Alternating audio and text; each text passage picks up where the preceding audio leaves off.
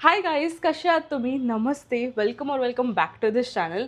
जर तुम्ही या चॅनलला ऑलमोस्ट 1 वर्षाच्या पुढे जर सबस्क्राईब केलं असेल, तुम्हाला माहिती आहे की मी 6 मंथ्सने एमटीज व्हिडिओ करते.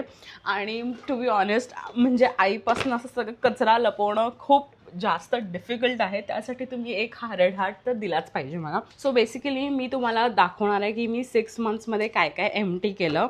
आणि या, so let's get started. So first आहे हा chemist at play daily exfoliating body wash. यात लॅक्टिक ॲसिड आहे, सॅलिसिलिक ॲसिड आहे, विटॅमिन ई आहे. खूप चांगला, म्हणजे असं तुमच्या बॉडीला चांगला एक्सफोलिएट करतं. जर ॲक्च्युली सॅलिसिलिक ॲसिड जर तुमच्या बॉडीला असे छोटे छोटे बम्स किंवा ॲक्ने असेल तर ते पण रिड्यूस करतं. सो हा प्रोडक्ट खूप चांगला आहे, माझ्याकडनं तरी थम्सअप आहे. जर तुम्हाला घ्यायचं असेल तर तुम्ही घेऊ शकता. सेकंड प्रोडक्ट आहे हा बी बॉडी वाईचा 1% सॅलिसिलिक ॲसिड बॉडी वॉश.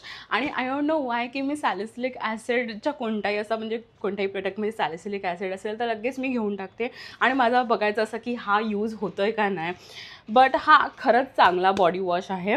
मी पूर्ण संपवला, तुम्हाला दिसतच असेल. खूप चांगला बॉडी वॉश आहे. तुम्हाला घ्यायचं असेल तर तुमच्या स्किनमध्ये असं ॲक्ने किंवा बॉडी बम्स असतील तर हा बॉडी वॉश नक्की ट्राय करा. आणि ह्याच्यामध्ये असा 5% पण आहे. बट मला असं वाटतं जेव्हा तुम्ही सॅलिसिलिक ॲसिडमधनं स्टार्ट करत असाल, म्हणजे सॅलिसिलिक ॲसिड जर तुम्ही कधीच यूज नसेल केलं तर स्टार्ट फ्रॉम 1% आणि मग 5%वर जा.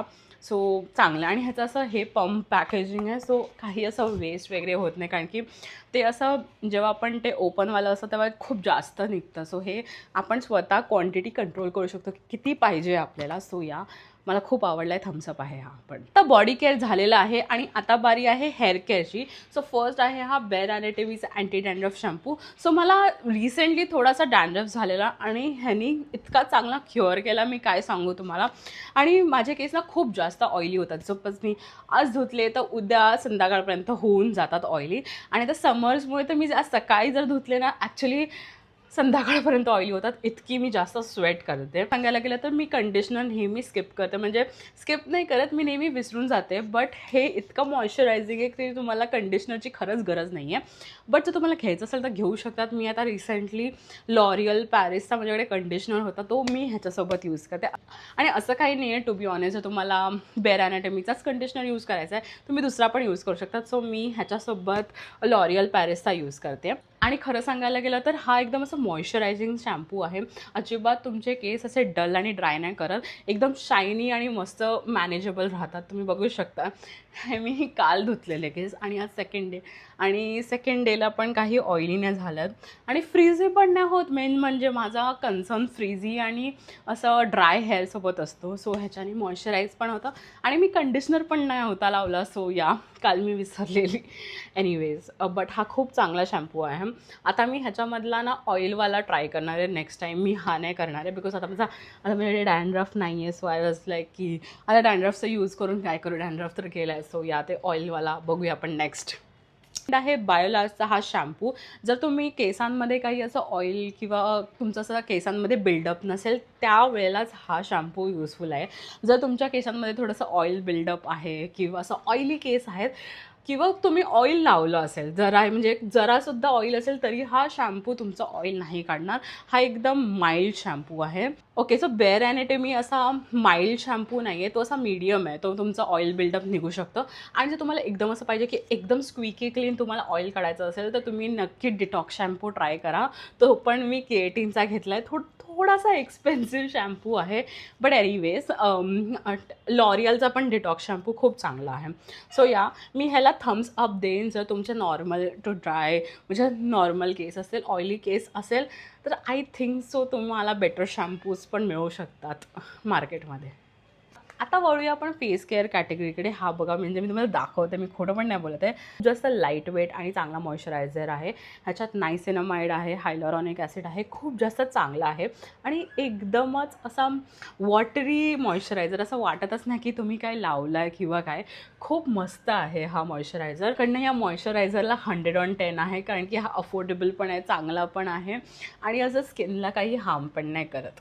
आहे मिनिमलिस्टचा बॅरियर रिपेअर मॉइश्चरायझर. ह्याला मी ॲक्च्युली नाईट क्रीमसारखं यूज करते आणि खूप जास्त चांगलं आहे. म्हणजे तुम्हाला जर नायसिनामाइड सिरम यूज करायचं असेल आणि त्याच्यावरती हा किंवा हायलॉरॉनिक ॲसिड सिरम यूज करायचं असेल त्याच्या वरती हा, खूप जास्त चांगला आहे, खूप जास्त चांगला आहे. जर तुमची अशी सेन्सिटिव्ह स्किन असेल ना तर बेस्ट आहे हा मॉइश्चरायझर. कॅटेगरीमध्ये थर्ड आहे हा क्लिनिकचा मॉइश्चर सर्ज सिरम.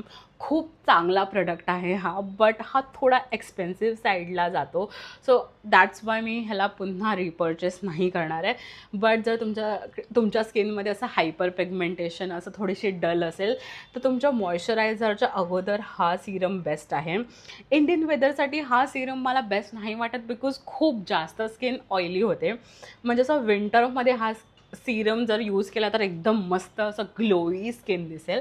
बट आत्ता मला हा म्हणजे आय डोंट थिंक सो मी ह्याच्यामध्ये इन्व्हेस्ट करेन, बिकॉज म्हणजे ऑलरेडी स्किन केअर खूप जास्त आहे. So that's why. But not list हा आहे ड्रंक एलिफंटचा क्लेन्झर. हा खूप जास्त स्विगी क्लीन करतो, तुमचा मेकअप एकदम मस्त काढतो. आणि मी ऑलरेडी क्लिनिकचं पण क्लेन्झर यूज करते, क्लिनिकचा क्लेन्झर आणि हा क्लेन्झर. सो हा म्हणजे इतका यूज केला, हा पूर्ण संपलेला आहे चक्क. खूप जास्त चांगला होता बट हा, आणि हा इथे नाही मिळत.